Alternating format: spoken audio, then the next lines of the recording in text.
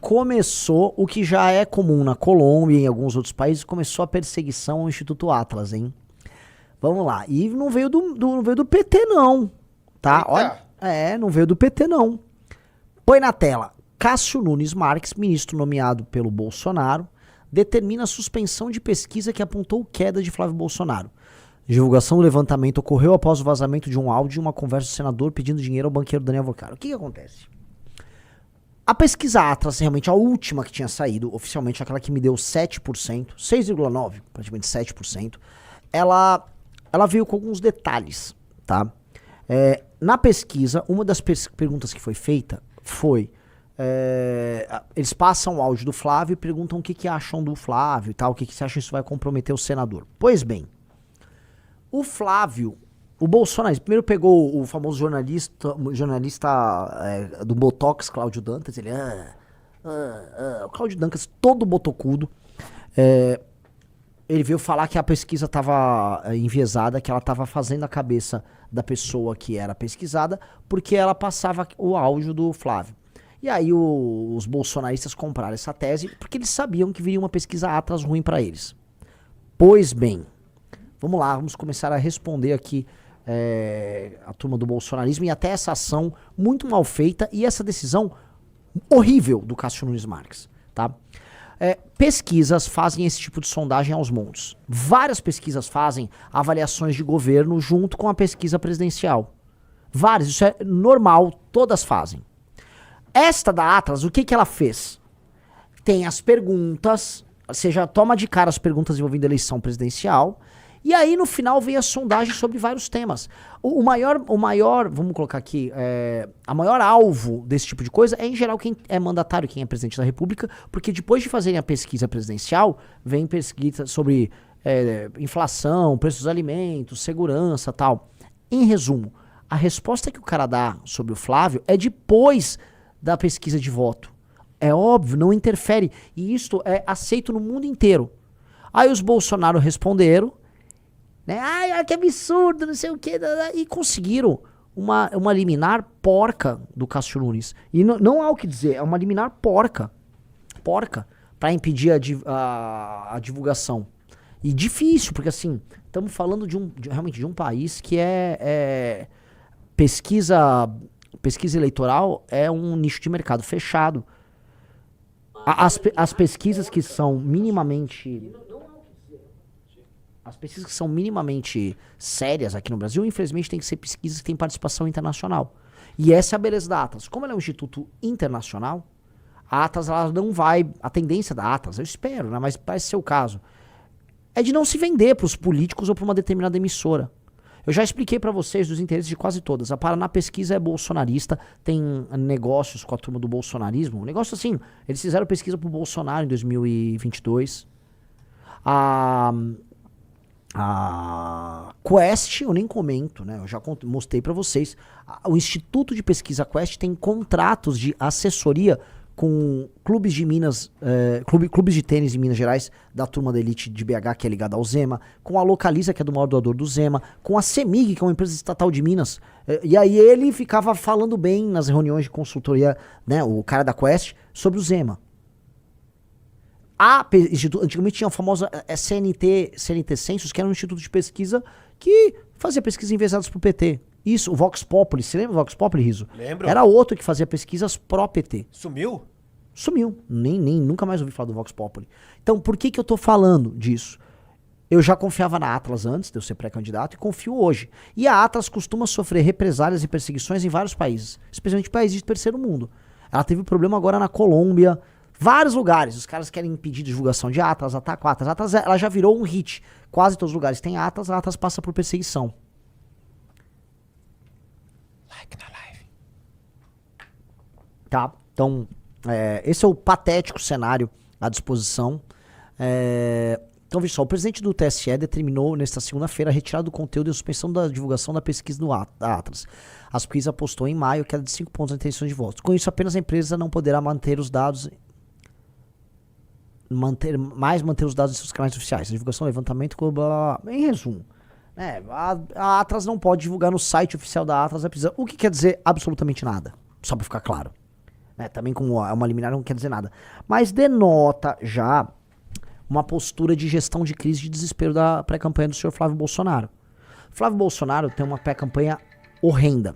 Eles estão gastando os rios de dinheiro nas viagens do Flávio Bolsonaro, naqueles eventos que custam fortuna. Cada evento ali é 1 milhão, 1,5 milhão, 2 milhões, 3 milhões. Fora que ele tem que voar de jatinho, a hora do jatinho é uma fortuna. Então é uma campanha muito cara, né? Ele já gastou, volta a colocar, o Flávio gastou milhões nessa campanha e ruim. E ela é ruim porque ela é ruim de nascença. Uma campanha que nasce ruim de nascença não tem muito o que se fazer. Ela nasce ruim porque o candidato é ruim, porque o candidato é envolvido em escândalos de corrupção, o candidato não tem proposta, foi um péssimo senador, foi um péssimo deputado estadual, então não há muito o que se esperar do senhor Flávio Bolsonaro. Tá? Então é natural que eles tenham que fazer uso desse subterfúgio. Mas isso, né, vamos lembrar, o Flávio é o candidato igual o Caneta Azul que avisou que não vai divulgar suas propostas porque vai perder voto. Tipo... Mas isso vai me abre espaço agora para uma outra discussão que eu acho importante, porque eu fui alvo de uma eu fui entrevistado, uma boa entrevista eu fiz para um jornalista, já ela vai sair. E quem é o marqueteiro? Eu falei, não existe marqueteiro no MBL. E não vejo com bom tom a ideia de algum pré-candidato nosso ter marqueteiro. E por quê? Eu acho que se você precisa de um marqueteiro para fazer a campanha, em essência, sua campanha é sobre mentira. Eu conheci marqueteiros, não é que são más pessoas. Boas pessoas, pessoas lidas. Em geral, os marqueteiros têm cultura, são inteligentes. Agora, se você, como pré-candidato, você precisa de um marqueteiro para te falar o que você tem a dizer, significa que você não é um candidato a nada. Significa que você não tem um projeto para o Brasil. Veja, qual é a função da minha pré-candidatura? Em última instância, ganhar a eleição? Lógico. Mas eu tenho que ganhar para implementar a minha agenda. E é uma agenda de Brasil que tem livros publicados. Então minha função é divulgar uma agenda política de Brasil da melhor maneira possível. Pagando o preço por coisas que o cidadão eventualmente não vai concordar. Quando você contrata um marqueteiro e o marqueteiro diz o que você tem que falar, como você tem que se vestir, deixa eu entender. Então, você não é nada. Você é um produto genérico numa prateleira. Então eu tenho uma ressalva muito grande essa coisa do marqueteiro. E o Flávio fica mudando de marqueteiro como quem muda de cueca. O Lula também tava, né? Que ele manteve o Sidônio.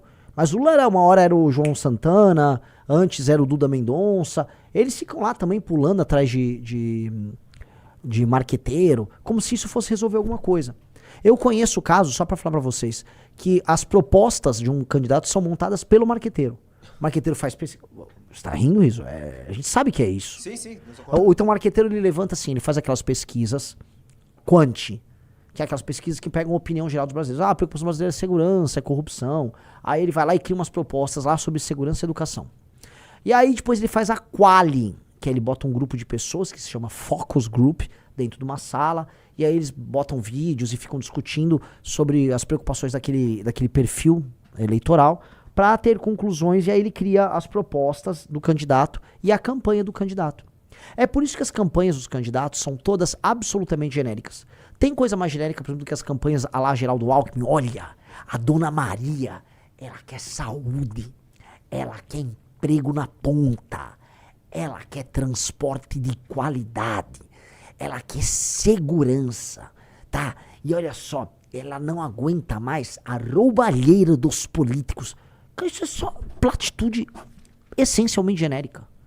Tá, me fala aí uma política de corte de gastos do governo que você vai ter que fazer que é impopular. Olha, nós vamos cortar aquilo que é desnecessário, igual a dona de casa faz quando ela tá com o orçamento apertado. Vai ter que no mês cortar um pouco da bolacha, tá? De uma visita às vezes no restaurante, mas tudo em prol da família ficar feliz.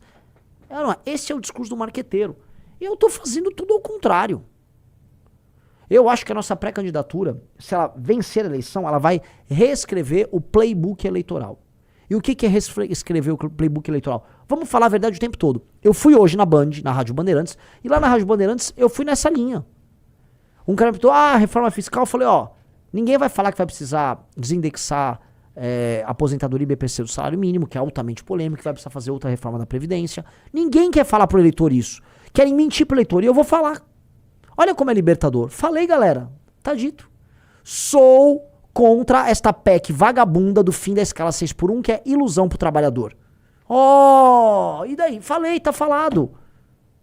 Vai ter gente que não concorda, como no meu Instagram, né, que agora ele vem crescendo, então tem muita gente que não é missionário, tem gente que tá seguindo o pré-candidato Renan. Pô, Renan, discordo de você. Beleza, você discordou, mas você sabe minha opinião. Não tô mentindo pra você. Não é muito mais verdadeiro? E mais, eu acho que esses marqueteiros são meio chongos. A pessoa vai preferir um cara que fala uma opinião contrária na cara dela do que a pessoa que engane ela, porque as pessoas estão cansadas do político que apenas mente pra elas. Então, o desenho, né, como é que eu posso colocar? O desenho de uma pré-candidatura séria é uma pré-candidatura que não tem marqueteiro. E minha pré-candidatura não terá marqueteiro. Ah, quem é o marketing? O marketing é eu, o Riso, é o time nosso, que não é o marketing. É tipo, qual a melhor maneira de divulgar essas nossas ideias sem esconder as ideias? Pronto. Ó que tranquilo.